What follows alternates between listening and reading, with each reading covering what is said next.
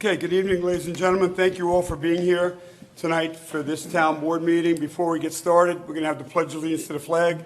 So everybody, please remove your hats and rise for the pledge. And Councilman Borelli, would you lead us? Pledge allegiance To the flag of the United States of America and to the republic for which it stands, one nation, under God, indivisible, with liberty and justice for all. Please remain standing for a moment of silence, just to keep in our minds all the servicemen that are serving overseas in the upcoming holiday season. Thank you. Thanks, Mike. Okay, once again, good evening, ladies and gentlemen. Thank you all for attending this evening's meeting of the Town Board of the Town of Carmel.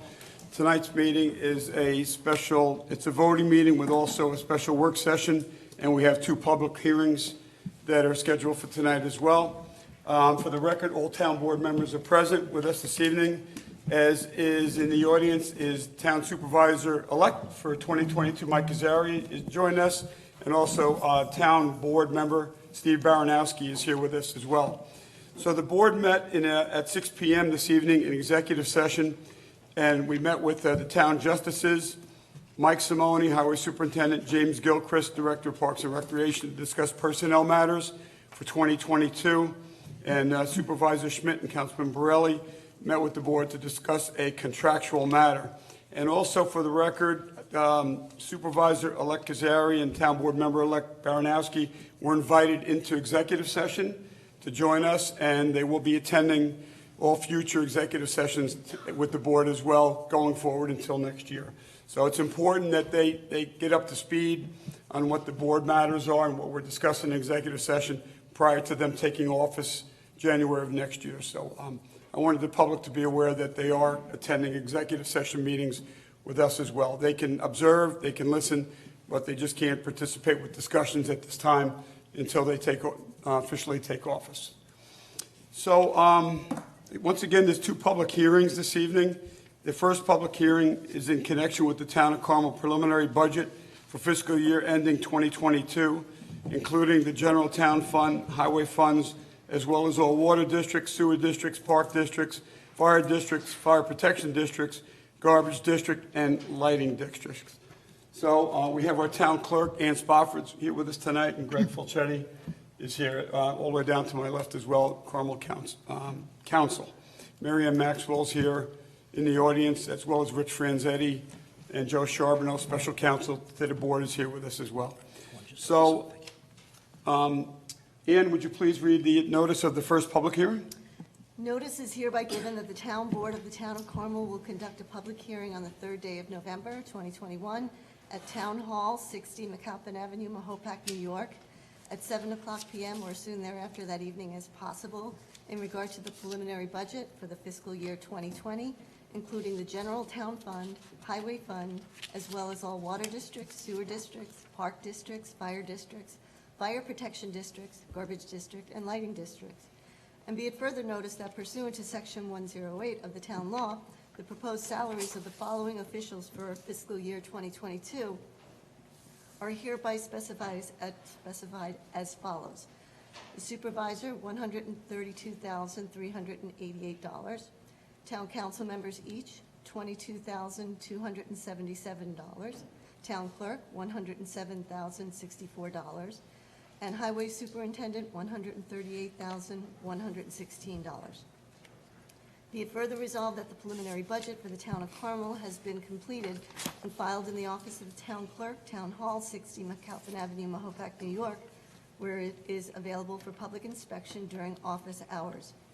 At the public hearing, any resident may be heard in favor of or against the preliminary budget as compiled, or for or against any item or items contained therein.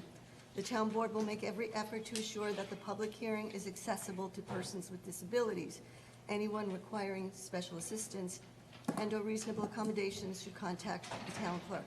By order of the town board of the Town of Carmel, Ann Spofford, town clerk.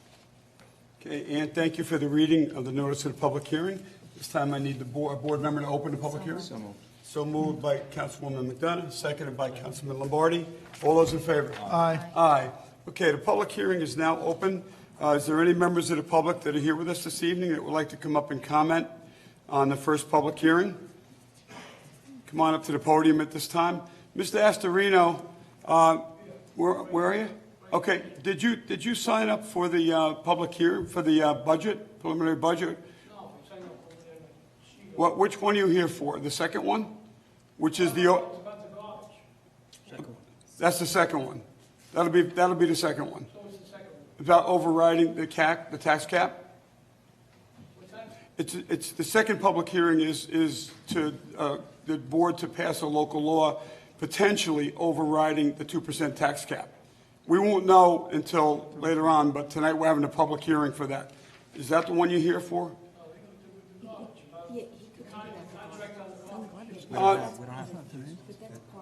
Is there anybody here that wants to discuss the budget? Yeah, the budget.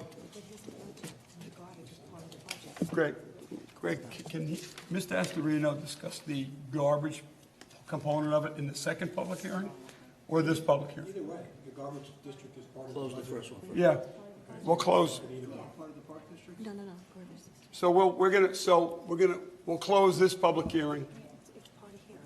Ask Like, again. it's under the part, it's under the garbage. You should speak now, because it's part of this public hearing. Okay. All right, so Mr. Astorino, so we're going to let you speak now because part of the public hearing for the preliminary budget does include garbage districts. So, sir, you can speak now. Wherever Yeah. you're more comfortable. You can sit. You can sit there. No, that's all right. But my question is, I saw in the paper about they want to get the contract to do the garbage. I don't know if this thing is working. or not. It's working. It's plugged in, just Vinny, hold it close. can you hear him? Vinny? All right, so Okay. my question is, why don't we as the residents have an opportunity to decide whether we want to do that contract or do like we used to do? We paid for our own garbage. So I would like to have if the people can take the opportunity to pay their own garbage, if they so choose. That's a great question. Great question, Yeah, Mr. I need a Astorino. great answer. Okay, Basically, so the price can- so the way the garbage program is set up, it's a town-wide program. It's split up into districts, garbage districts within the town. Yeah. And there isn't, at this time, there's not an option for you to opt out of hiring a private car to pick up your trash. Yeah, So- why not? Well, because you're going to wind up paying for it as a member of the garbage district. So if you reside in one of our districts, which I know you do. Yeah. You can't remove it from your tax bill. There's not an option to just remove that portion of your garbage district costs that are within your property I tax bill. understand that. There was But- an overwhelming, What? it was a truly overwhelming response to form a garbage district. You're not going to make everybody happy. Out of 100 people, you're going to have 10 that are going Yeah, to, but 5 are not going to be happy. we know we're never given an But- opportunity to But the- vote on it. Originally, when we formed this, it was overwhelmingly approved, and everybody wanted it. And if you go with the prices today, like the price we have, which we're trying to get down, is still cheaper than the price you paid 7 years ago before we had a district. So is the So contract the signed price up you for? paid 7 years ago, Is the contract already signed for next year? No, it's we won't know not. till tomorrow. The bids are being opened tomorrow. Whatever we Bids get are for due by next tomorrow. year, it'll still be cheaper All right, than how what it much, was 7 years ago. based on what you're saying, how much is every resident going to pay for their garbage? We won't know. We'll know. What's in your We figure? won't know, we Miss- won't know Miss- till next meeting. What do they pay now? What do they pay Mr. now? Astorino, let me suggest to you that, hold on. Mary Ann, just, what do they pay now? Based on the bid the first bid we received, it would have been $37 a month. Okay, so just tell me. Per household for 2 pickups a week, Plus plus a recycling. bulk, 1 or 2 bulk pickups a year. I don't think you would get that if you had it individually. The average number 7 years ago was 32 to 36. So what do you think it's going to be this year? Mr. Astorino, the bid We is don't going to be received by the town tomorrow, and it'll be opened, and we will discuss it at the next board meeting. But what I asked the engineering department to do is, once we get the number on the new bid for how much it is per household, We're also going to know the number for how much it would be for an individual to purchase it on their own. And I guarantee you that number is higher. But what? I'm going to tell you what I'd like to see it, what it is. I'm going to show it to you, we're going to show it to you next week. By at We don't least- have the number yet from the bid All because right. it comes tomorrow, but by next week, when we discuss it, they've already started working on that project that I requested. You'll know next week the difference between what it is for us to do it collectively under the contract and what it would be for you individually. Okay. And I can guarantee you 99.9%, you would pay a higher rate if you, Mr. Astorino, was going to call and pay for it yourself and everybody else was going to pay for it individually. I think we're going to get a better rate as we do collectively. Does But it- we'll know more next week. And by a Does large it look margin. like we're going to have the same one now? I'm sorry? Same garbage company that we got now? It depends upon the bids that come in. We'll know more We'll know when the tomorrow. They're bids due come back out. tomorrow at 11 a.m. The bids are due back tomorrow. All right. And we'll have more information for you on the results of those bids next week. Okay. And I spoke to your nephew and he said to say hello. Thank you. Thank you. Anybody else? Okay, there's one other person that signed up here, Tewari, Mr. Wardy? Okay. Oh, the next one, okay. All right, is there anybody here that would like to speak on the preliminary budget public hearing while it's still open? Is anybody here on the budget? Okay, there being none, I need a motion to close So this moved. public hearing. So moved. So Second. moved by Councilman Labarde. Second. Seconded by Councilman Shannon, Councilman Borelli, all those in favor? Aye. Aye. Okay, so at this time, I'm going to request that the town clerk please read the notice of public hearing number 2 on a proposed local law to override the limit on the amount of real property taxes that can be levied pursuant to New York State General Law 3-C. Ann, would you please read the public hearing? Notice is hereby given that the town board of the town of Carmel will conduct a public hearing at the Town Hall, 60 McAlpin Avenue, Mahopac, New York, 10541, on Wednesday, November 3rd, 2021, at 7 p.m., or as soon thereafter that evening as possible, on a proposed local law to override the limit on the amount of real property taxes that may be levied pursuant to New York General Municipal Law, Section 3C, as follows. Proposed local law, if adopted, it would be number 3 of the year 2021, a local law to override the tax levy limit established in General Municipal Law 3C. Section 1, legislative intent. It is the intent of this local law to override the limit on the amount of real property taxes that may be levied by the town of Carmel, county of Putnam, pursuant to General Municipal Law, Section 3C, and to allow the town of Carmel, county of Putnam, to adopt a town budget for A, town purposes, B, fire protection districts, and C, any other special or improvement district governed by the town board for the fiscal year 2022 that requires a real property tax levy in excess of the tax levy limit as defined by General Municipal Law, Section 3C. Section 2 Authority. This local law is adopted pursuant to subdivision 5 of General Municipal Law, Section 3C, which expressly authorizes the town board to override the tax levy limit by the adoption of a local law approved by a vote of 60% of the town board. Section 3, tax levy limit override. The town board of the town of Carmel, county of Putnam, is hereby authorized to adopt a budget for the fiscal year 2022 that requires a real property tax levy in excess of the limit specified in General Municipal Law, Section 3C. Section 4, servability. In any clause, sentence, paragraph, subdivision, or part of this local law or the application thereof to any person, firm or corporation, or circumstance shall be adjusted by any court of competent jurisdiction to be invalid or unconstitutional. Such order or judgment shall not affect, impair, or invalidate the remainder thereof, but shall be confined in its operation to the clause, sentence, paragraph, subdivision, or part of this local law, or in its application to the person, individual, firm, or corporation, or circumstance directly involved in the controversy in which such judgment or order shall be rendered. Section 5, effective date. This local law shall take effect immediately upon filing with the Secretary of State. At said public hearing, all interested parties or persons shall be heard on the subject thereof. The town board will make every effort to assure the public hearing is accessible to persons with disabilities. Anyone requiring special assistance and/or reasonable accommodation should contact the town clerk. By order of the town board, the town of Carmel, Ann Spofford, town clerk.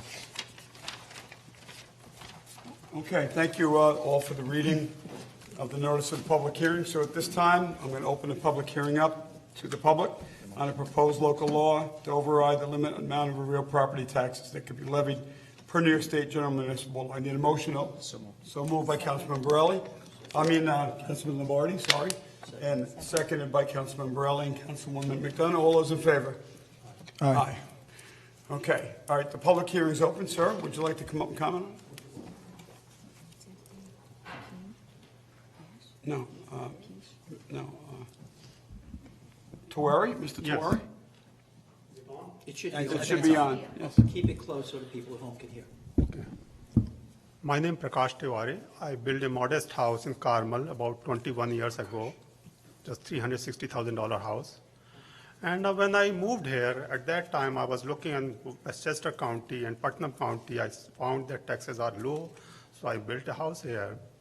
21 years ago, same house, about $7,000 tax, including the school tax. Now it is about $18,000 per year. So, and every year it seems like you are applying a factor across the board to every house and keep increasing the assessed value of the house. And that assessed value impacts our taxes every year. And it is going up and up. So after living in the same house, so it seems like over 20 years, you pay off the cost of the house, original cost of the house. And that is becoming very troublesome to many elderly citizens of this county.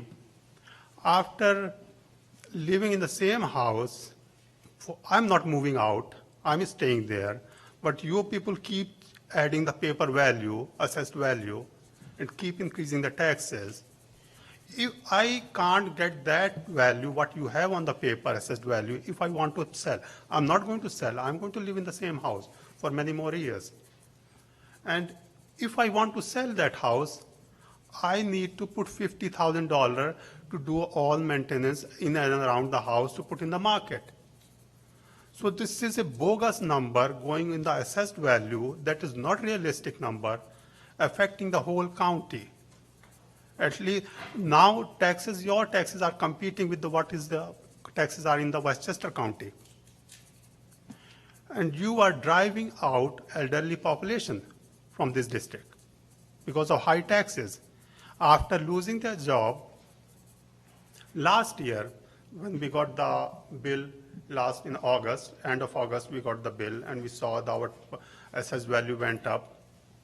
That was not a normal year for anybody. Many people died during pandemic, and they still cannot afford the cost of funeral. People who spend weeks or months in the hospital, they end up with a bill of $30,000 to $50,000. They are still struggling to pay. Many people lost their job, and people who kept their job, they did not get any raise. But this town ignored all that fact. Somebody just applied a factor across the board and raised assessed value during this pandemic period. And many people who lost their job, I lost my job too during this pandemic. After PhD, after working for 30-year professional life, I am overqualified for any job, so I can't get, and they see PhD, 30-year experience, I can't get a job. Many people are here. So after people, you need to find some way to address the situation. If a person is staying in the same house for 20 plus years, not doing any business in the house, not renting it out, not renovating it, there should be a limit. After 20 years, at least you should freeze the assessed value. You should not keep it increasing, that people cannot afford to stay here. Am I making any sense? Yes. Yeah, you are, yes. 100%. You are. So I hope you will do something to avoid driving all the elderly citizens from this district, moving them out, and making it some way, making it an affordable place for them to stay. I lived here for 21 years. I have second family around. Now I don't want to sell that house and go to Florida. Thank you. Thank you. Okay, thank you so much for being here. Thank you. Is there anyone else that would like to speak at this public hearing? Come on up at this time. You have one person before you. Well, No. Well, no, you're up, Gene. Gene, you're up. That's okay. Okay, so you'll be after the. Hi, everybody. Jean Hopper, Mayapack. So I know that other towns, Kent comes to mind, right, that they're flat, and they've been flat for several years. Have you spoken to them to find out perhaps what they do to keep increases from happening in the budget of their town? Have It's a different anybody town. reached out to Kent to find out how they're keeping their rate flat? No increase? No. Gene, I truly wish we didn't have to have an increase. You know, budgets are driven by a lot of different factors. Oh, absolutely. You know, and And they have the same factors, wouldn't they? I mean, it's the town, 2 towns over. we have increases, annual increases in benefit plan contributions. Right. Oh, for our absolutely. No, we police, know, highway. yeah. So, you know, there's costs that drive the budget, and we try to do a really good job of keeping taxes low, but unfortunately, they're going to increase. Inflation causes budgets to increase. There's a lot of different factors. To answer your question, I haven't reached out to our neighboring jurisdictions, our neighboring towns, to ask them how they're able to do it. You know, perhaps maybe that's a conversation that we need to have. But between myself and Mary Ann, we feel we do an excellent job in trying to keep taxes under control. And the taxes are going to actually be lower this year. They're decreased this year. Well, the tax rate decreased. Right, but the budget has risen. Right, So but- when you're looking at the budget, what were some areas specifically that you really tried to tighten as much as you could? I think, I'm just curious. I think the biggest increase is going to be the garbage. Yeah, overall spending is down. Right. Spend it is Oh, down. we didn't spend more. So garbage was the main focus. Absolutely. I'm sorry? The overall spending is down. No, I understand. I'm just wondering because, you know, we, like the gentleman said, you know, coming out of a pandemic. So it's, I'm just curious that some towns, I think, was it Yorktown and Kent, and they're flat or they've had a decrease. You know, I've said it many times and I'll say it again. The tax cap is not something to aspire to. You know, a flat rate would be something to aspire to, and a decrease would be the gold star. So And when we we say are- we're beneath we the are- tax cap, it's a little, you know, misleading to the folks because that's the legal limit. That's the New York State limit. let Mary So, Ann Correct. answer. yeah, absolutely. Yeah, sure. If we weren't looking at this increase in the garbage district, we would not be overriding the tax cap. So what is the So- increase that you're looking at over from last year, rather, In what, in the garbage in district? the garbage? Well, No, until tomorrow. we won't know We'll until know tomorrow, but the Well, a board- rough idea. It was over, the first bid that came in was over $1 million higher. Million We would higher. have to That's a increase, lot. we would have to override the cap by $1 million. Right, So okay. we don't know, the second bid came in even higher, and then we'll get the third bid tomorrow. So the So reason for this, If the garbage contract was flat, we would not be overriding the cap. We would Right. have a tax rate decrease in the general fund, general highway fund. Our levy increased only 90,000 from the general, in the general and highway funds from one year to the next. So we also have increases in the special districts. So if you look Right. at my PowerPoint presentation, if you want to go back to that, I think I have it here. can I go have it over at with home, you. yeah. Yeah, if you look at, I have it broken out into, you know, general highway, your garbage districts, where the increases are falling. And most of them are in the water and sewer districts, the garbage districts. Lighting districts, I remember, went down. So, you know, if you're looking at it as a whole, it's, your water and sewer and your garbage district and your debt funds are. Right, and where so we're seeing water the and increases. sewer, what is the increase? What's driving that increase mostly? I think it's contractual costs, emergency costs with the water funds, water districts, sewer districts. Emergency funds, you said? Emergency expenses, sorry. The repairs and Yes, things like emergency that, yeah. repairs, yes. Okay. Another reason to get that going, right? Those projects have been dragging on and on. I think if we had moved a little quicker on that, we probably would have saved on the repairs. What projects are you talking about? The repairs to all the water districts, the upgrades, No, the no, piping. Go ahead, finish up, and then I'll respond. Yeah, good. No, I'm done. No, what I was going to say is, Mary Ann's talking about not a particular water district, but she's talking about all the water districts. All water and sewer In districts. general, so Sewer there's no right. projects going, Yeah, I mean, sewer we're not going to for- replace, we're not going to replace, this is not a pipe replacement project in every single water district.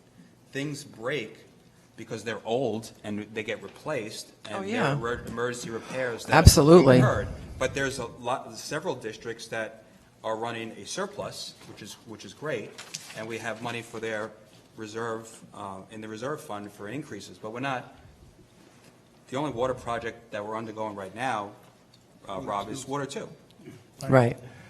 And so and the tanks. Right, and which other? the tanks, the water tanks in that Right. district. More things. Yeah, ambulance and fire districts as well. There was an increase in ambulance and fire districts. So when we had all the surveys done or whatever, and all those coupons taken, was that only in Water District 2? A few years ago, we had all those, that was just Water District 2? Right. Okay. That was in preparation for the project. So the increase that you're looking for to surpass the cap is really, you're saying, driven by the trash? 100%. Total, Correct. 100% Yep, And it just so happens that that contract expires now, now. yes. and that's why we have this potential. Right. Well, my recommendation would be that perhaps you reach out to the municipalities that can be flat or a decrease, and just find out maybe they're doing something that we're not aware of. I think it would be worth a call. Well, in all due respect, I think we actually have reviewed the budget. Mary Ann reviews it all the time. We look at it. And our budget would have been actually a decrease this year if not for the garbage district. And the garbage is driven by, listen, all you have to do is drive down Route 6 and you see gas prices are $1 plus more than they Right. were a year ago. And that all falls into Oh, the absolutely. taxpayers. And So that what we affects those could other do- towns as well, though, right, Frank? I mean, those... No. It doesn't affect Yorktown or Kent as well? Kent- If Kent has their- its If their own contract is existing, if they have an existing Right. contract, right, or they have their own DPW, that's not an issue. Kent has a But if sanitation they department. have- Right. But if their contract expires next year, and their contract goes up for garbage next year, then it's going to be next year. Yeah. But what Well, we could do is, and we don't want to, what you could do is, we can scratch the whole garbage district, have everybody go out and pay for it themselves, and we can say, well, hey, we reduced the rate, but now Right. you're going to be paying more, you're going to pay probably, and we'll have the number next year, Next week. But I'm guaranteeing it's probably somewhere about 25% more that you would pay each month, as opposed to us doing no, collectively. yeah, I think you had mentioned that. Yeah. The total budget is what? What are we at? Is it 46 million, or what is... 51 million. 51 million? That's what the districts. In that's total. General Howard total. Right, so the 51 General million, Howard right. district. And so that 2% is how much, Mary Ann? Do you know? I'm just curious for the public, just give me a figure. The 2% to the I'd have cap. I'd have to calculate that. You think it's more than $1 million? What do you mean, to override the cap? Yeah, it's more than $1 million, yeah. Yeah, Yes. okay. All right, no, Well, I'm the just 2%, curious. Yeah, I mean, we're allowed, the 2%, we're allowed to raise the levy by about 900 to $1 million. Yes, But it's- yeah. because we're, raising it 900, plus that additional Right. million, that's why we had to override the cap. Right. So we're at least $1 million over where we should be, if Yeah. we were to award those districts. And I the mean, bottom, the the bottom line garbage is, contract. it's strictly because of the garbage. Right, And we don't know till tomorrow. right. Well, Bottom line is, there's been a lot of things happening this year in the town, and we have spent less money than we did last year. Right. And That's good. the garbage, even if we override it, you're going to save a minimum 25% if you go out on the street to individuals. Right, no, I think that's a given, yeah. That's You know, the bottom I mean, we just hear about other towns, I just thought perhaps it would be worth a call, and just to find out, doesn't hurt to make a call. Thank you. Thanks, Gene.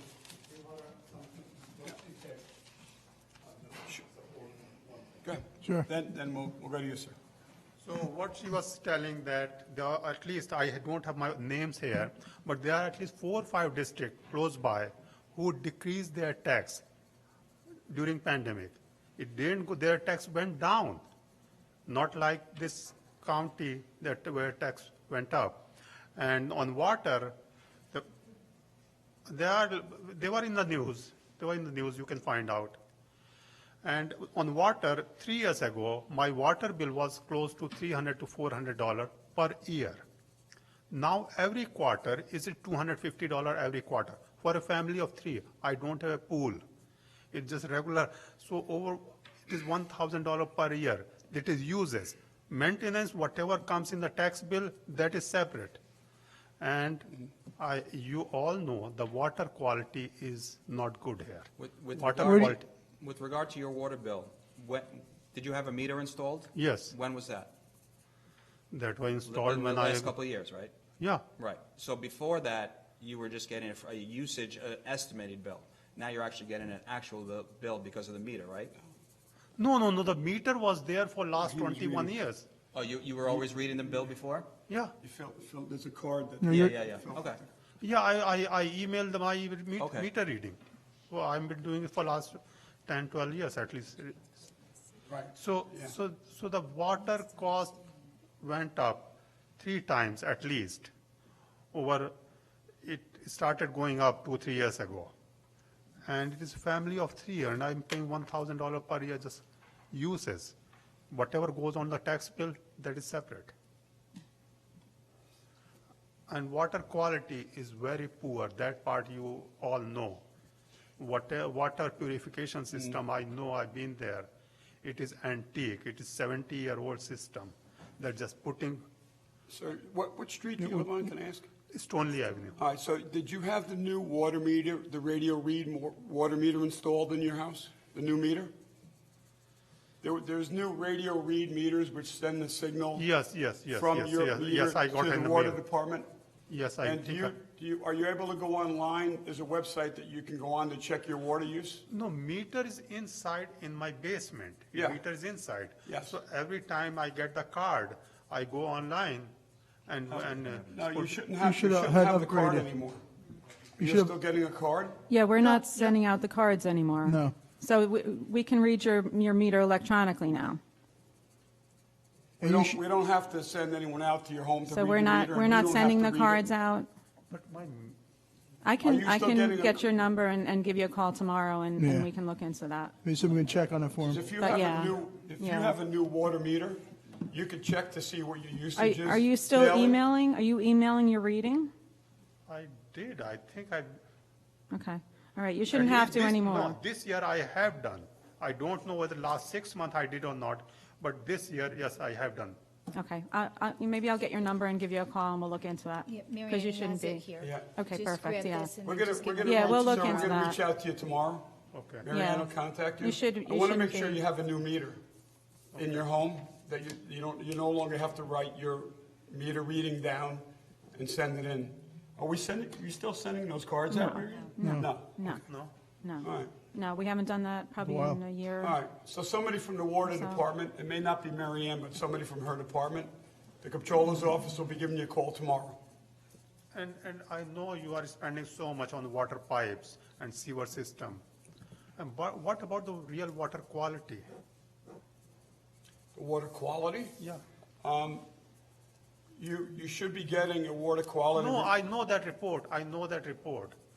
And in that report, I know that what are the flaws, the things that should be, that are out of compliance, those are not included in the testing. That part I know. There are many things that should be on the report, but they are, seems like intentionally or unintentionally are left out, because if you include everything in that report, this is water not worth drinking. Okay. I don't know. I don't know Rich might have to answer that Rich might, question. Rich might Most of the know. people use bottled water because sometime, about 3 months ago, it was so smelly. Sometime it is smelly, sometime it is yellow. And there's so much garbage that every month you have to flush out your boiler, otherwise boiler tank will crack. So much sediment there, so sometimes it's smelly water. Can you get his address? Can you find out? I'm gonna ask him to write it down. Yeah. I'm just gonna have you write your address down. I know the street, but can you write your address on here? And your phone number's on here. We're gonna check it. Okay, I'll have the engineer talk to you about water testing. The operators of our Mark, they have to do annual testing.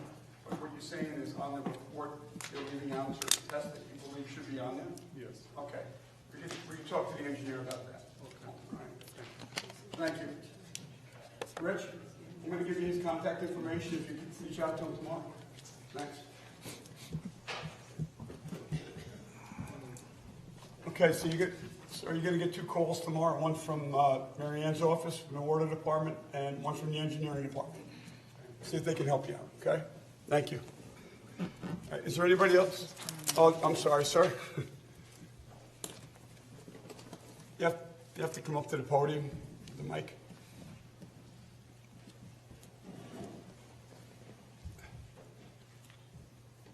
Just need your name, sir? Peter Gebhardt. Peter, I didn't recognize you with the mask on. I know. Sorry. I wear belt and suspenders. I'm vaccinated, but I don't take any chances. Okay. So the only thing I want to say is exceeding the tax cap. Closer to the microphone, so they hear you at home. All I'm saying is that what I've heard is this is a very dangerous precedent in exceeding the tax cap. This is something that's been in place for quite a few years, and it's given some relief to the citizens of this state, thankfully, for school taxes and property taxes. And once we establish a precedent to exceed it, other municipalities will follow, and all of a sudden we're going to be seeing those large tax increases that we saw in years ago. I think that you folks have to do something to make sure we do not exceed that 2% tax cap. And I know that garbage is a major issue, and I know the cost of fuel is skyrocketing. I know that for sure. But, and I know that the highway department has to pay for more fuel. But somewhere there has to be a way to get this down so that we do not exceed the tax cap, because it's a dangerous precedent. And that's my comment. I don't care personally because I don't live here all year long, but I pay for garbage all year long. So like this gentleman said here, if it goes to private carting, I'll be happy because I'll pay less for living here 6 or 7 months out of the year at a higher rate than I pay now for all 12 months. So I don't care. But to exceed the tax cap is really the major issue. I think that's establishing a precedent that's not good. Thank you. Thank you, Peter. Okay, is there anyone else here that would like to comment for this public hearing? I have a question. Sure, just if you come up to the, I'm sorry. Hold on, come to the microphone so everybody hears you. What's that? No, just, Speak into the microphone. Yeah. I'm on Red Mills Road. I got a question for you. You allocate money for maintenance, right? Now, Red Mills Road, That's. what kind of maintenance do you, Order 13. Okay. what's that? Go ahead. On Red Mills Road, I don't know if you're aware of it or not, but the water main in that street is a transite. And that's asbestos. So, and I think that stuff cracks easy. Is there money allocated for replacing the whole water main? What you're saying, In 13? Right. It's in Ward 13. Transite type pipe you're talking It's about. transite that's in the ground? Agorp did it. Okay. No? the engineering is saying no. That, Rich, you can, money allocated to replace pipes in Water District 14. And just because they're transite doesn't mean that they have to be replaced. No, I know it don't have to be replaced, but those transite cracks pretty easy. Yeah, Now, when you get the trucks running over it, go ahead. There's no, so funding for that, for what you're describing with the water mains, there's not enough funding in the reserves in Water District 13 for that.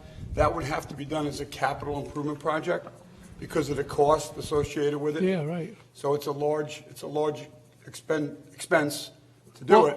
Not saying it can't be done, it's just that the funding for it is not there right now. Well, let me ask you this then. The road is ready for being repaved. Is it possible that before repaving to change that pipe to like the regular corporation pipe or something like that? Or copper pipe? It wouldn't be copper pipe. It would Well, it'd probably be be the PVC. corporation It pipe. would probably be PVC if it was going to get done. I'm not Alright. saying it's going to get done, but that's something that the engineering department's going to have to evaluate. We work with highway. We work with highway with that project. So highway, if it was going to be done, there'd be a discussion between the engineering department and the highway department to determine if it's going to happen, when it will take place. Certainly, the mains won't be replaced after the road is paved. Obviously, you'd want to replace the mains and then pave the road. Right, So, that's but what I'm I'm getting not at. suggesting that that's going to get done. What you're asking to be done is going to get done. The engineering department's going to have to evaluate that and determine if those pipes are going to have to be replaced. All right, because last year, I think it was, there was a water leak out of one of the one of the hydrants. I don't know what was broke, but there was a lot of water running on the street. So, It may have been a saddle. A saddle may have let go on the main. well, And it was by the fire hydrant. So the fire hydrant's tying right into the main.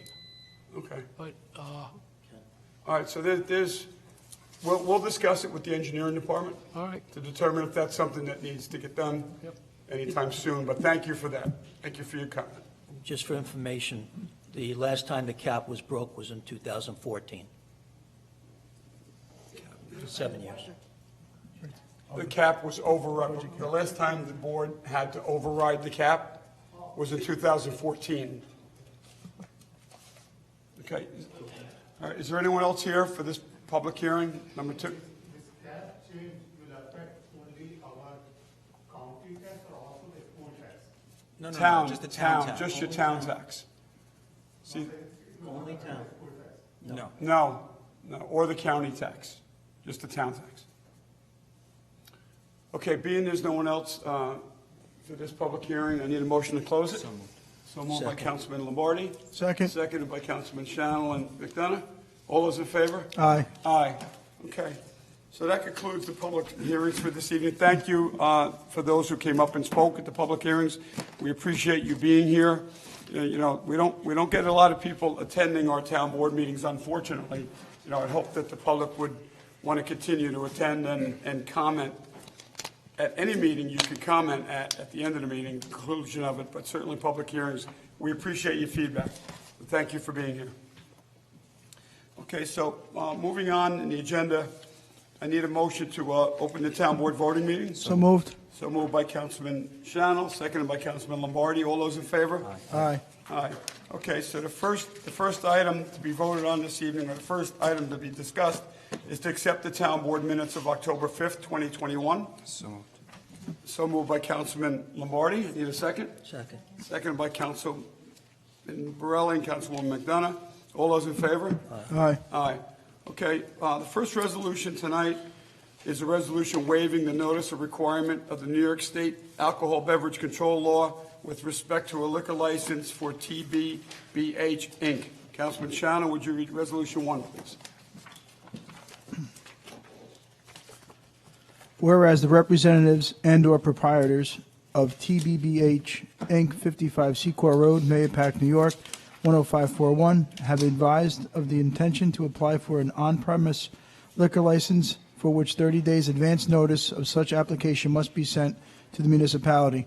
And whereas the notice required by Article 5 of the Alcohol Beverage Control Law may be waived by the town board, and whereas the Town of Carmel Town Board does not intend to comment upon the application referred to herein, now therefore be it resolved that the Town Board of the Town of Carmel hereby waives the 30-day notice requirement contained in Article 5 of the Alcohol and Beverage Control Law, and states that it does not intend to offer any comments regarding said application for a liquor license at the premises referred to herein, and be it further resolved that the town clerk Ann Spofford is hereby authorized to sign a waiver of said notice on behalf of the town of Carmel. I offer this resolution as read. Second. Okay, seconded by Councilman Lombardi and Councilwoman McDonough. Roll call vote? Councilman Shannon. Yes. Councilman Borelli. Yes. Councilman Lombardi. Councilwoman McDonough. Yes. Supervisor Schmidt. Yes. Motion carried. Thank you. Okay, next resolution, number 2, is a resolution authorizing the filing of a semi-annual MS4 stormwater report. Councilwoman McDonough, would you read 2? Sure. Whereas the town board has been presented with a draft semi-annual MS4 stormwater report prepared by the Town of Carmel Engineering Department. And now therefore be it resolved, the town supervisor, Kenneth Schmidt, is hereby authorized to sign and file said report as drafted by town engineer Richard J. Franzetti, P.E. I offer this resolution as read.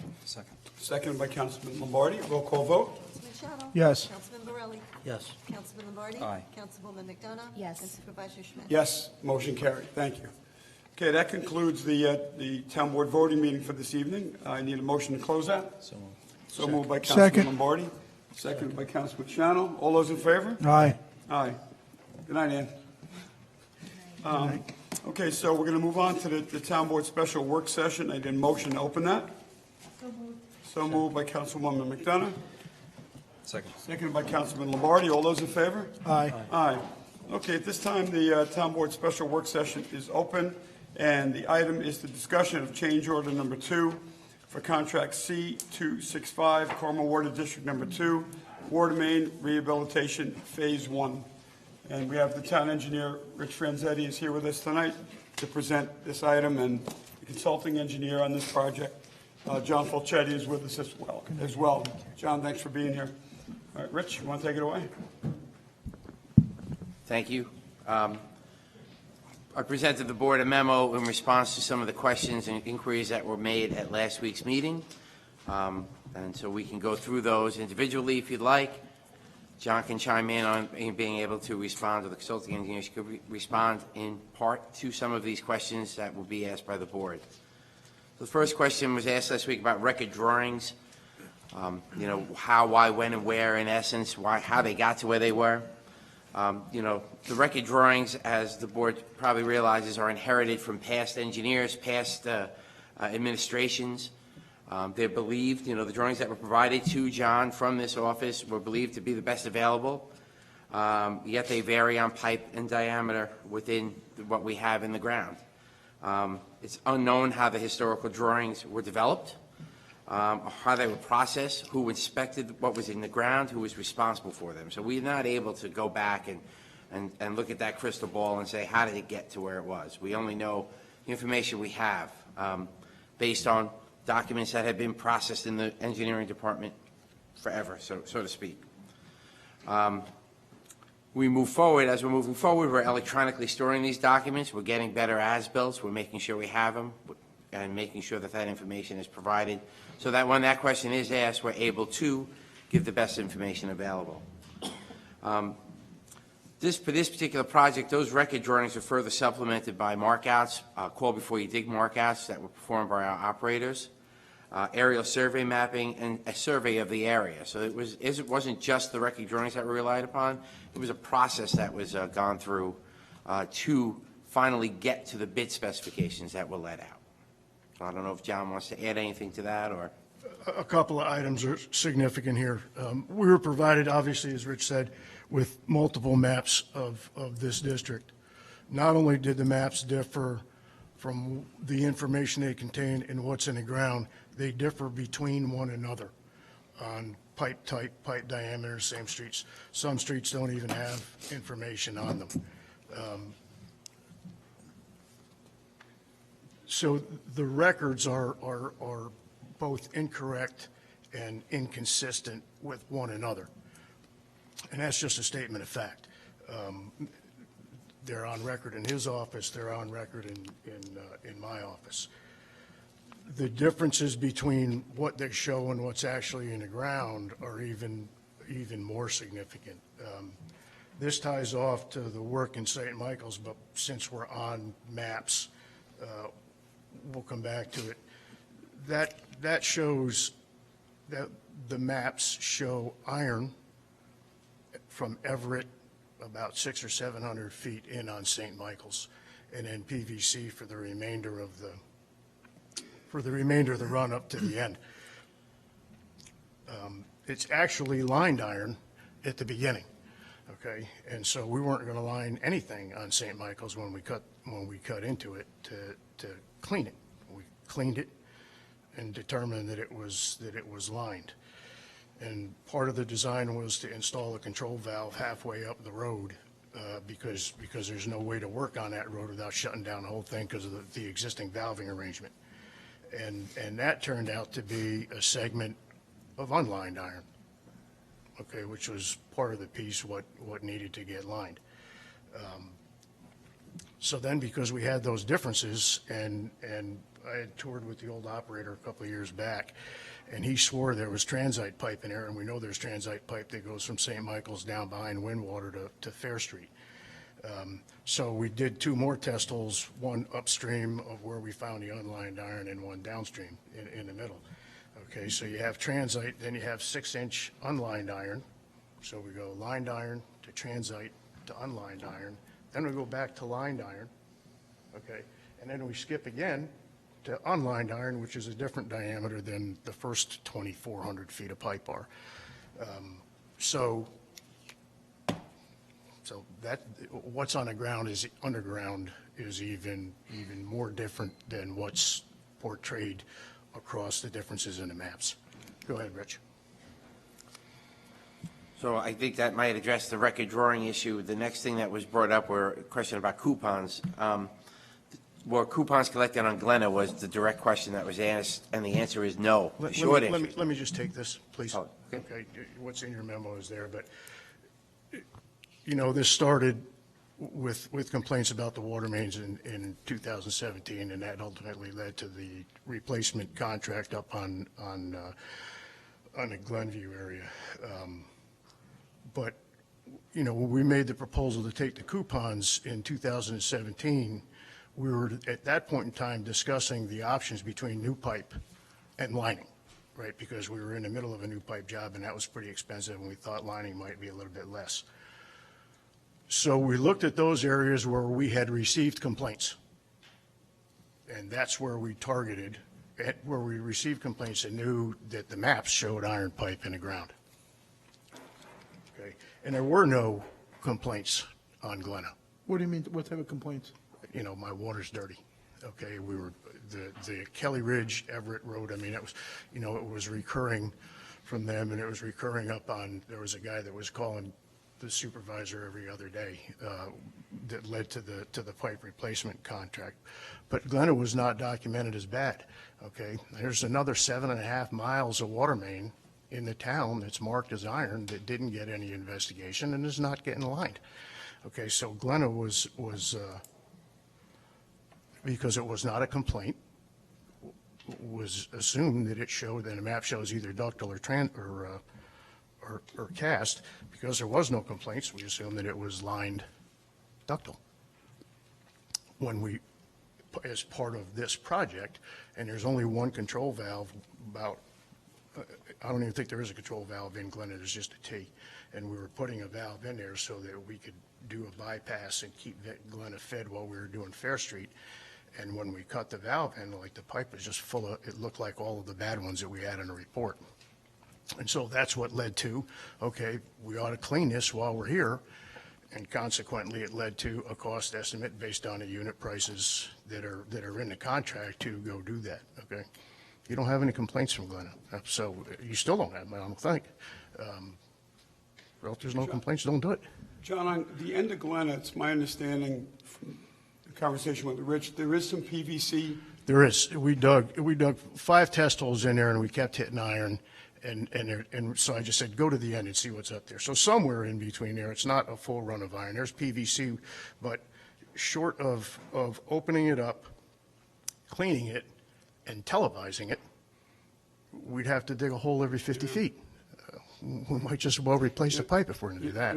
You know what my concern is, John, that if we don't do Glenna, because we haven't had any complaints on Glenna, and if we decide as a board that we're going to pass on doing it this time, I'm concerned that if we don't, we're doing the neighborhood now. Yeah. And if we leave Glenna out, and down the road, the residents start winding up with issues Now you with gotta their, come- with their yeah, water, You got to come back and do it. then we have right? to come back and do it. And It's also, so- water pressure so- for the fire hydrants. Right, and there was an issue with one of the fire hydrants, there was a water pressure issue.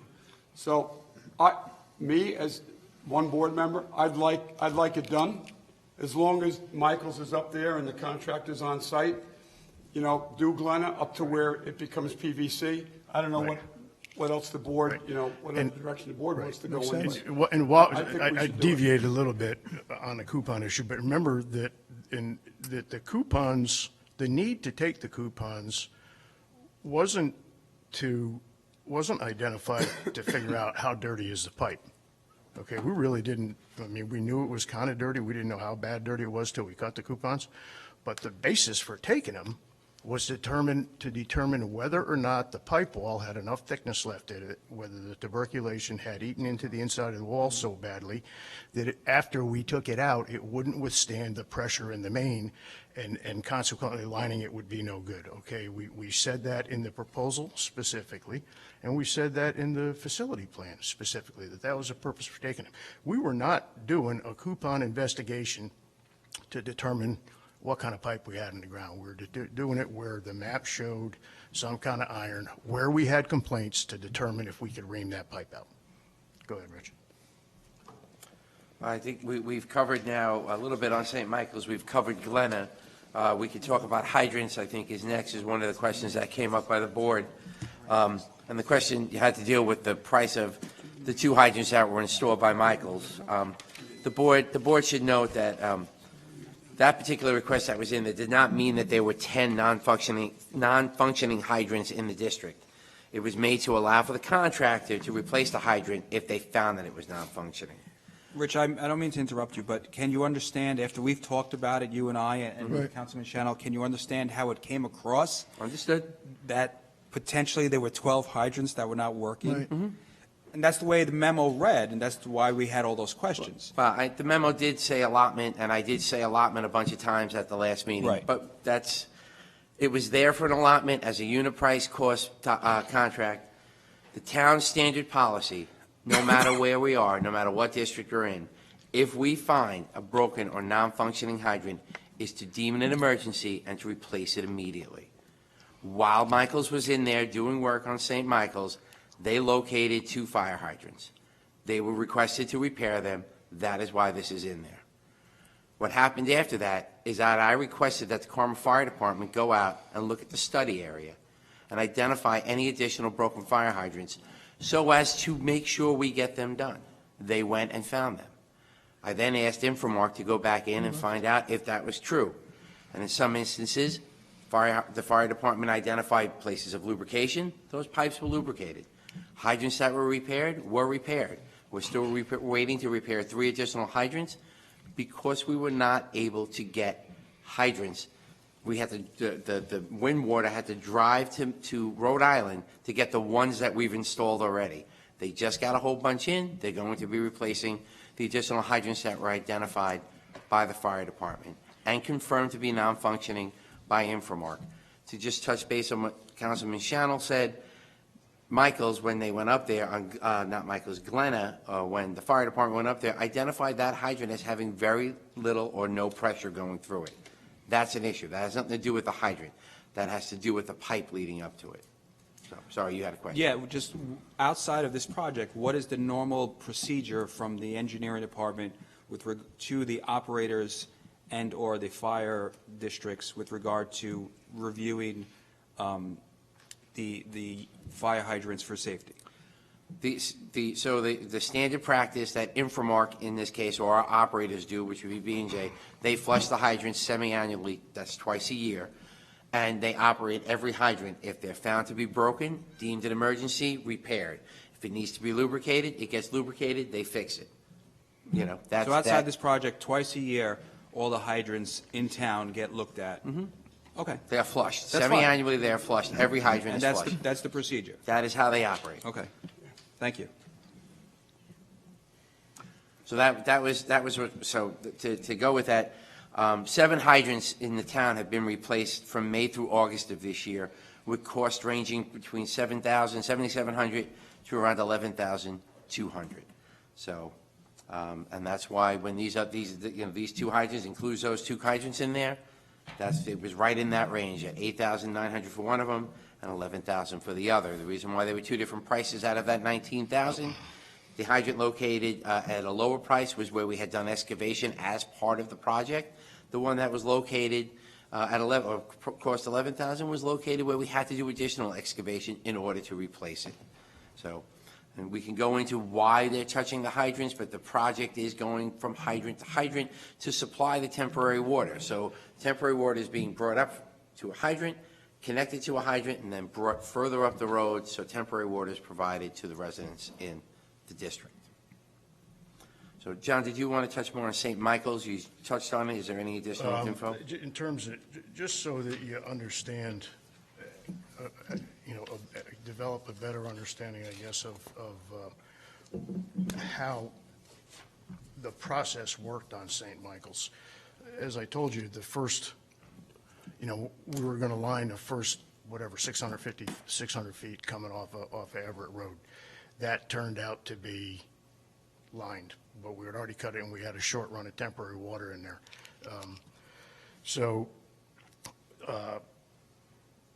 When we went to do the new valve, it was unlined iron, right? We extended the temporary water to facilitate the shutdown so that we could clean and see, and then we started seeing, good pipe, bad pipe, good pipe, and then a final run of bad pipe that needed lining.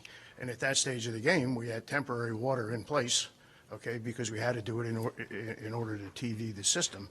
And that, out of everything, is almost the most expensive part of the job, because we got temp on both sides of the road. So there's, 2,500 or 2,800 feet of road there, and we got 5,000 feet of temporary water at, at $15 a foot. So we had it. We were done. It was clean. We knew where we needed to line, and we had it line and then not line and then line and then not line.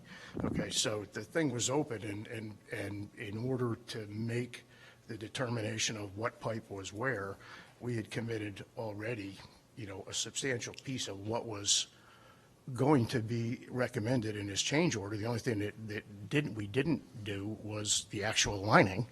Okay, and then we made the recommendation, and Rich said, yeah, okay, go ahead. I mean, we're there. So, yeah, we didn't come to you, but if we had come to the board and gone through a change order, a work session, and a voting meeting, we would have had a 3-week delay claim for lack of production on a job. Okay, is the alternative to that. So, just so that you understand, a little bit more fully how the process unwound itself, we were kind of faced with it, because in order to determine what we actually had in the ground, we had to go through all the rest of those steps. John, would there have been an increase in cost associated with the 2 to 3 week delay, as opposed to, since you had it open then?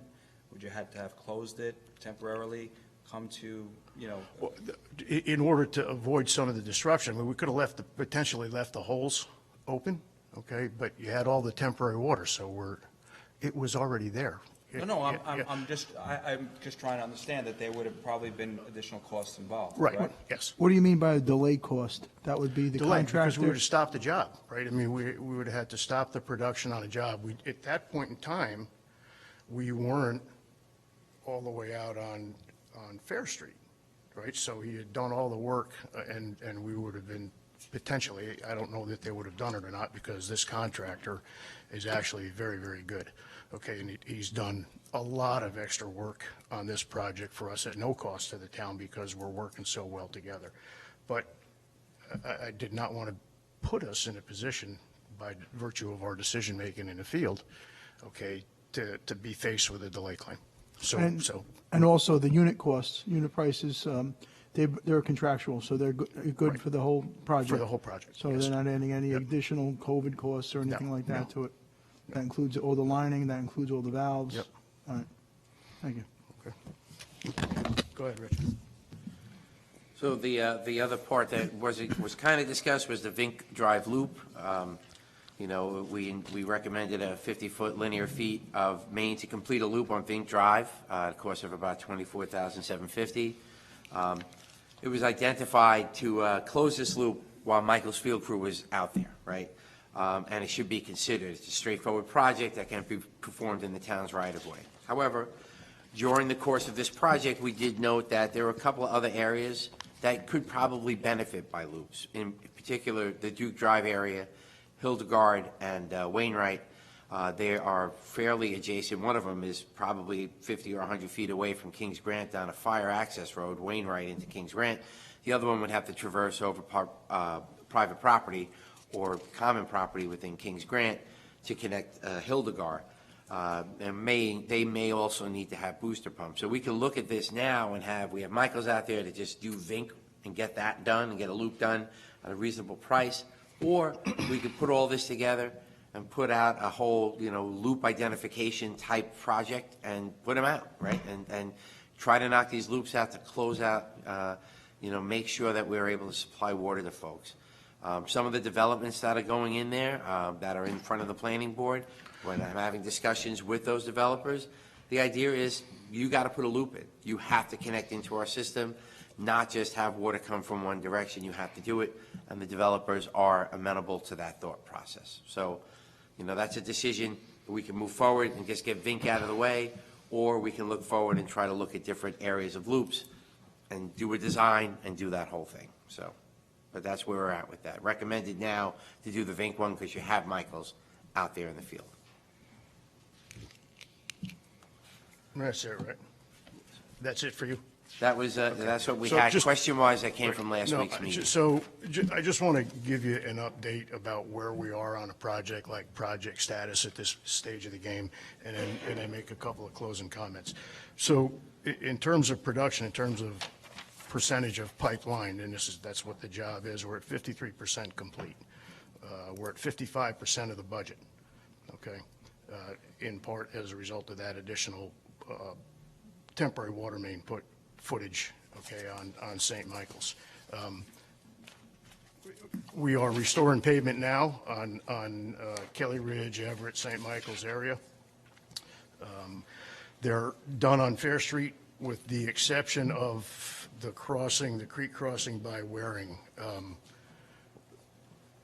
So the pipe comes in and then it 45s down and then 45s again to cross underneath the culvert. And as it turns out, all of those fittings are fully encased in concrete and a contractor has to get down in a hole with a jackhammer. They should just be thrust blocked behind it, but basically the entire things are encased. They can't line behind it or alongside of it and re-cement it? No, because just like the old you have, Bob, you have to ream the pipe, right, and then you got to run the machine through it. So each one of those bends is going to come apart, okay, so that they can get the machine in and line it. You can't take the machine around the bends. Why don't they just cut the pipe out and just put new pipe in that section? Would it be easier? Because then we're buying new pipe. Okay. Everything comes with a cost, but they're doing it at no extra cost. But it's just another change in the field, another one of those things. You open up the ground and you find something that you weren't expecting. Okay, thank you. I'm here to tell you that we'll finish this job on budget. Okay, as I stand here, I'm on record as saying we will finish this job for the budget either that we have now or whatever you decide to do with the change order. So you're talking about the job, you're talking about the phase one? Yep. Okay, and you're talking about the 53% of the work done at 55% of the budget is on phase one?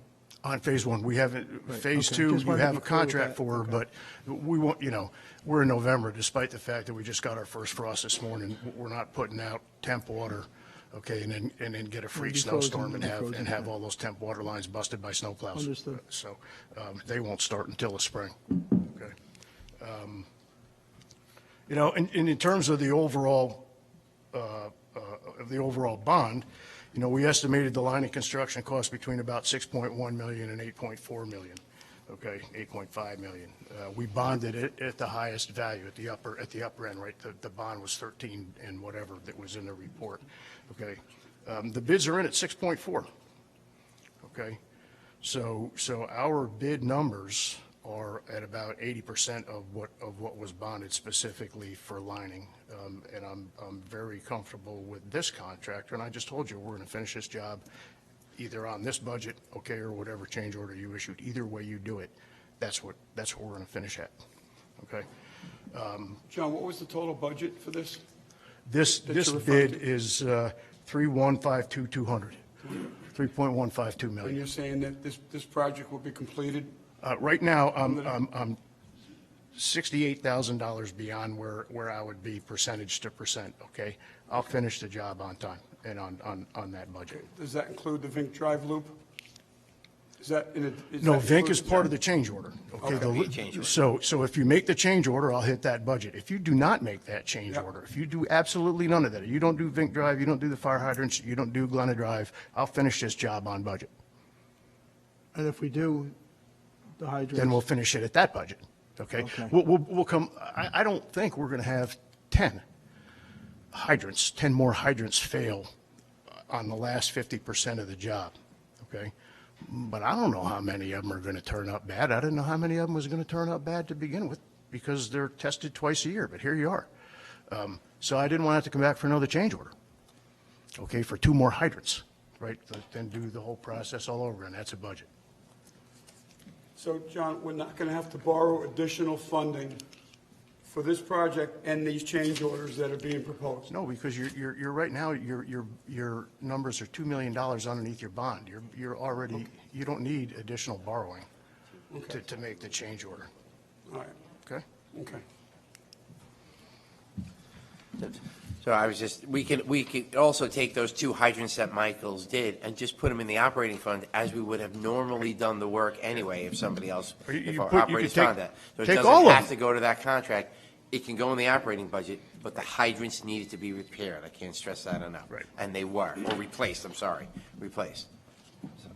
But Rich, that's 6 of one, half dozen of the other, right? I understand. No, I'm just saying. You're right, you're right. In I'm terms just- of numbers and budgets, I understand what you're saying, but If this it's all project the wasn't same. going on, those hydrants would have been Have to be replaced through the replaced, operating 100%. budget. So it Right. would have been replaced. So Agreed. the money can be taken out of one and put into Right, the right, other, right. but it's the same. Right.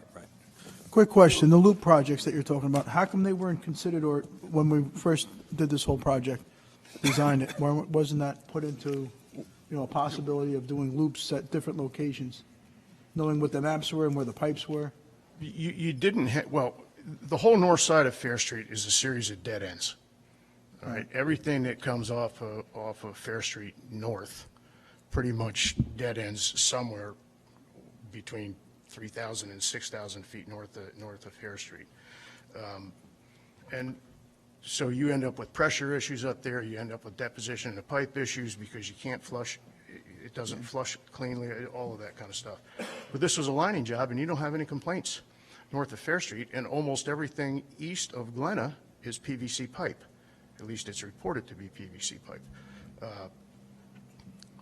But when we closed the pipes down at Kings, at Kelly Ridge and Everett, we had an immediate drop in pressure on the complaints all the way out on Hillendale, and what was that other road? Duke Drive. And Duke Drive. Okay, you had immediate, and so what happened is that the Fair Street main is in such bad shape that not having the additional feed come down from the Everett Road Tower created a pressure drop up there because there's not additional water, okay? And the main in Fair Street is in as bad shape as any other picture we ever showed you. So there's no way to come back, right? But if there was connecting loops across the top of that, say, 4 rungs of half the ladder, okay, if you connected those, then you'd have the ability to feed from multiple directions, which is the purpose of the loop, and that's the purpose of trying to close the thing off on Vink Drive, okay, because you got from 52 down Vink to Garrett is a dead end. Right. Okay, and then Fair Street up to Vink, okay, and into Woodland Court is a dead end. Okay. And they're not So that's what the loop means, to Okay. And connect we're gonna be- those dead ends together so Yeah, you'll we're have a gonna be, better we're water gonna be flow. making, we're gonna be making excavations in Vink Drive anyway to line the thing, so while we're there, again, like Kenny said, if you don't do Glenna now. Well, if you go back and dig that thing up in 2 years to make a loop, you're going to get, like, well, why didn't you do it when you were there the first time? Which is why we recommended it, because we're there digging holes. Thank you. John, how much more time is there left before to finish this before the winter season comes up? Their current schedule is to close down around Thanksgiving. We have there's one more, let me answer your question, but there's one more to remind me that I want to talk about communication. Their original schedule is to close down around Thanksgiving. And we have a progress meeting tomorrow. I will confirm that with them, and then I'll have a conversation with the highway superintendent about what he thinks about winter, because I'm sure they're going to want to continue to go. The contractor wants to continue to go. Yeah, sure. I mean, keep producing. And again, my concern is that we get halfway through a phase, we've got temporary water laid out alongside the road, and then we get an event where even if the winter is generically mild, and we get a single event and you have, a broken water main in the middle of a blizzard, on a holiday. Right, all of the worst things will happen at one time. So I just want to be sure that and like I said, they plan to shut down. The last thing that I want to say, and then Supervisor, I'm going to ask you to excuse me to go and take care of my bride. Admittedly, the communication has been less than spectacular. Okay, the reaction about the fire hydrants, like nobody knew that the fire hydrants are getting broken or whatever. Okay, so if you want, we hold a progress meeting every 2 weeks. Okay, I will copy every member of the board on a progress meeting minutes so you understand what's transpiring. And in the off weeks, if you want, I'll come in and meet with you and with Supervisor-elect Kazari from now until the end of the job, because we're going to have another. Cassidy's working on Kelly Road right now, so there's another construction project going on, and then we're going to have 2 lining projects going on all next spring and into the summer. So I offer that, just in order to make sure that things are working and everyone is fully informed. If you want it, tell me, and I'll be happy to do it. Appreciate that. Okay. That's good. Thanks, John. Okay? Thank you. Thank you. Okay. So with respect to Glenna Drive, you heard my comments earlier. I think we should do it, while they're there, while Michaels is on site. Absolutely. Because if we pass on that and we don't do it now while the construction activities are taking place, it's going to cost a lot more down the road if we do decide to do it. And then you're going to get the complaints from the residents. If there's issues on Glenna, well, why didn't you do it during the construction project? So is the board I'm in favor for it. At least with the Glenna Absolutely. Road being Absolutely. Glenna Drive being done? Yes. Yes, I am. Okay. And the Vink Drive loop, you see what the proposed cost is for that, for 50 feet of new main, to complete the loop, $24,700. Let me just say, so Rich, more than likely, we're obviously going to approve the $24,000 for Vink Drive loop. The other loops that you referred to, that's going to be a potential change order or addition later on, or no? No, it would not be part of this project whatsoever. It's something else that needs to be looked Okay. at. It was So- determined while we were doing this work, but not something that's going to be part of this work. Okay. Okay, any other comments on this? Yeah, I have Susie, one. Mike? In the real world where I live, outside of this building, I have jobs going on. And they're not jobs for the taxpayers, they're jobs for a particular person who's very tough and difficult to make happy. And I have people on this job. And I have one person that reports to me. And if that person reported to me that they already did a job of $150,000, and, without me okaying it or going to my boss to okay it, which is a lot less than going out to the public to get okayed, they'd be fired. That's all there is to it, okay? You don't come to a board after a job is done and say, we did it, because the 5 of us look like the idiots that have to look at that camera and tell the people that, well, it's done already. So that's my comment. But like I says, that's in the real world. That's not in the municipal world of taxpayer dollars where it's just, it's insane. This entire thing is insane. That's all. That's all I have to say. Thanks, Mike. Any other questions for the engineer while he's here on this item? Frank? Did you have anything? Okay, thanks, Rich. Okay, that concludes the one work session item for this evening's town board meeting. So I'm going to open up the floor now to any public comment on the work session item that we just covered this evening. Mr. Butler? Yes. How are you? Can't tell you how glad I am to be here tonight, because I really don't have anything better to do. We're glad you're here. I'm not. I'm truly not glad I'm here. Well, look, this is obviously a conspiracy. I shouldn't be here. There shouldn't be a need for me to be here. Shouldn't be a need for any of this to be happening. But let's just remind ourselves quickly after the last 45 minutes or hour or so of talking as to why we are here. So the original memo made it very quick, very simple. Project was awarded at a unit price of contract price of $3,152,200. With the additional work described, and I'm paraphrasing, the project should come in at a final cost of $3,626,500. So about $500,000 or so.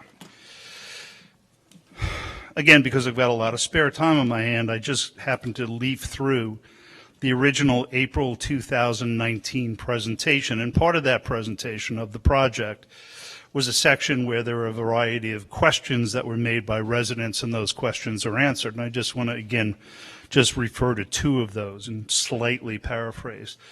The context of this was the first relining project where the timing was off and it got to be winter, so instead of relining, they had to replace all the pipes. I think this was up on Collier. So these are the questions and the answers applicable to that particular project. What were the lessons learned from this first water project, the one I just described, as we move into the next much larger and costlier project, the one we're talking about today? The answer from Mr. Franzetti was, so the lesson that we learned is to be proactive and plan and not just react. Oops, guess we didn't get there because he didn't plan, and what are we doing now? We're reacting. Second question. Who would be accountable in the previous scenario, again, the replacement project versus the relining project, and assume the financial responsibility, if any? We don't want to see this project double or triple in cost due to the negligence of not doing the proper or necessary inspection work. And again, these are not my questions. These are from other residents back in April of 2019. The answer was, and this is applicable to this project, the inspection and evaluation work has been conducted, and the recommendation is in place. An emergency declaration, such as was previously made, should not occur. We just made one for $500,000. So what does this all mean? A couple of things. Trying to remain calm. First of all, when we talk about bonding and budgets, when you borrow money, that doesn't mean you need to spend all the money. Okay? It's a budget. It gives you, it's in the bank. It's a bank account. That doesn't mean, hey, we got $1,000, let's go spend it on whatever. The whole idea is to spend as little as possible. I'm going to make this real short and sweet, okay? Rather than stand up here and go, diving in. No one's an engineer here. Everyone's making decisions. Let's do that. Let's do this. Let's do this. Let's do that. Let's do that. What, in my opinion, is what we need here, a common practice in all sorts of projects, is a peer review. We need to hire outside engineer in the same field, the same practice as this, And we need that engineer, that professional, or that professional firm to do 2 peer reviews. Number 1, post-project review. Take a look at everything that's happened here and what's happening, and make a commentary, professional engineering commentary, nothing else, just a commentary on the facts, and then issue a report. Second part of the peer review, and probably more important, is to make a commentary on the future projects. And I'm not just talking about relining projects phase 2 and 3. We got another 20-something million coming down the pike here for, Carmel Water District number 2. We got to get a peer review on replacement water tanks, and most importantly, we got to get a peer review on replacing water treatment plants, the big kahuna, Because if we start having meetings at that time about that, we are in deep stuff, and I mean deep stuff. 2 final comments. Number 1, if there was a question, and it certainly sounds there was, as to the veracity and the accuracy of the records in the engineering office about all of the we were talking about, in my way of thinking, that's an automatic trigger immediately. We can't rely upon this information. We don't know whether it's correct. We now know it's completely incorrect. That should have been a trigger to enhanced and increased due diligence. This is obvious. I don't know whether or not what we're looking at is right. So let's go to the next step and the next step and the next step to affirm and assure we know, in fact, what we're talking about and what we're going to do. All right? That just seems logical to me. How do you do that? How do you do that? I'm not an engineer. I don't know. That's what the peer review will address. That's part of that, okay? And finally, I'm a licensed professional in New York State too. And if I went to one of my clients and said, ouch, didn't quite work out the way we planned, it's going to cost you another $500,000. I'm fired, I'm sued, I'm out, okay? So I want to enter into the magical land of unaccountability as well.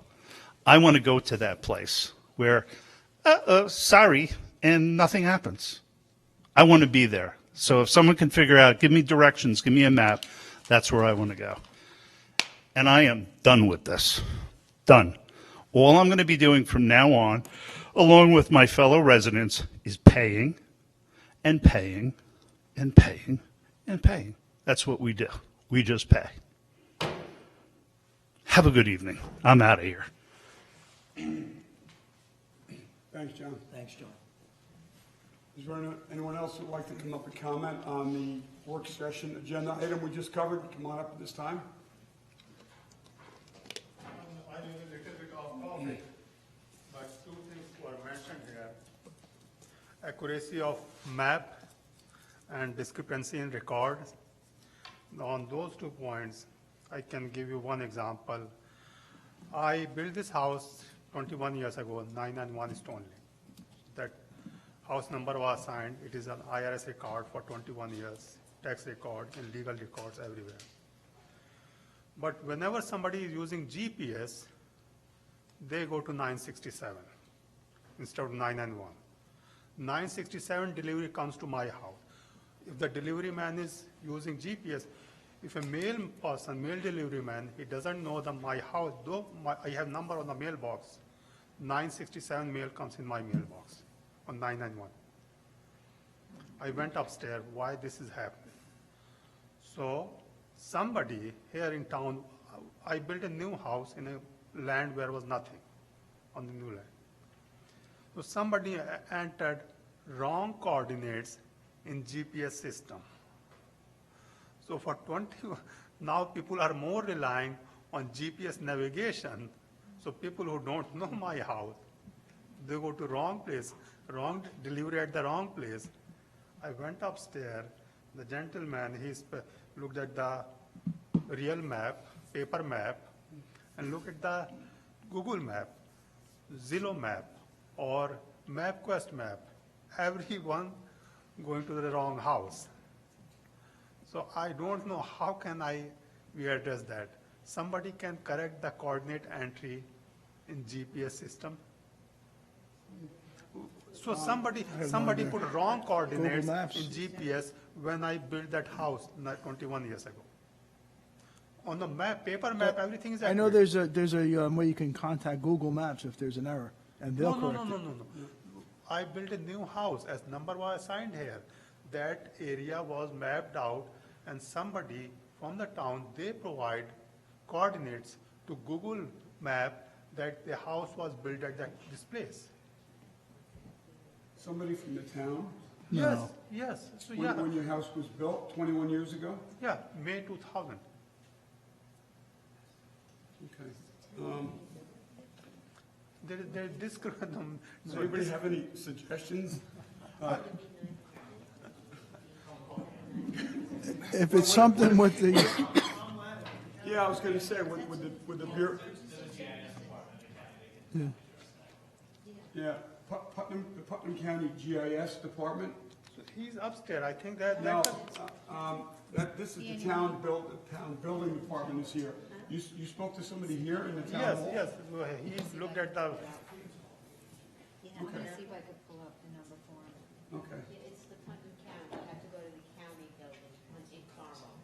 They do the GIS services. Yeah. So you met, is it? 808-1810. Do you have a pen? Yes, I'm doing it. Ann, could you write it down? I was trying to find it, you were quicker. Is that Tom, Lennon? That's Lennon. It's not his direct number, but it's the GIS. It's GIS? Yeah. There's an extension off of that. Okay. 808-1810. 1810. Do you have the extension? it is 845, yeah? No, but there's a relay of press one for this. Oh, okay. That should work. Okay, They should be able to help you with the Mic work. is off. okay, thank you. All right, thank you. So you'll be getting a call from the water department tomorrow, and engineering. If you call Rich, do you want him to call you? You can call me, I'm not in tomorrow, but you can call the office and somebody will be able to help you out. That didn't sound good. No. I'm not in, you just, Rob Barrow will be in the office, and there'll be other folks in the office, he can speak to anybody in that office. That's Rich. Okay. All right, thank you. Is there anyone else here for the work session item? I don't believe so. Is there anyone here for the open forum, new business portion of the meeting? Come on up at this time, if there is. All right, if not, we're going to close the meeting. I just have one quick announcement before we close. Recreation Department asked me to make this announcement tonight. The farmers market at the Lake Mahopac Chamber Park, it was held every Sunday this past summer. It's been extended to November 21st. So they extended it to November 21st from 9 a.m. to 1 p.m.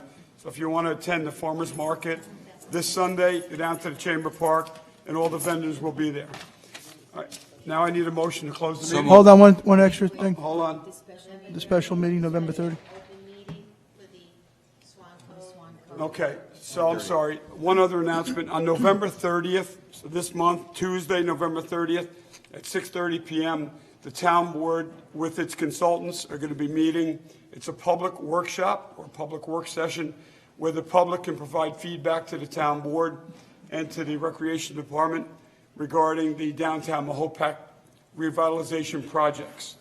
So November 30th, if you want to attend that meeting and give input and weigh in on those projects that the town board is going to be undertaking, this is the Swan Cove Lakeside Park, the municipal parking lot, which will be located in the bank parking lots, bank parcels, and downtown Mahopac sidewalk lighting, crosswalks, and other improvements to downtown Mahopac. November 30th, 6:30 p.m. Your input and your feedback is important. It's very crucial to this project. We want to hear from the public. So Very, this will be your very opportunity. important. Very important. Very important. This is your opportunity to weigh in on us spending your money on what you want, envision, or what you feel should be the amenities or the elements that are part of the downtown revitalization projects that I just went over, okay? November 30th, try to be here. All right, and we're meeting next week, which is the 10th, Wednesday, November 10th, for a town board voting work session, and is there a voting meeting too, Ann? The following week, so, the following week's a double. So next week, the 10th, is just a work session. Same time, 7 PM right here. Now I need a motion to close. So moved by Councilman Lombardi. Second. Seconded by Councilwoman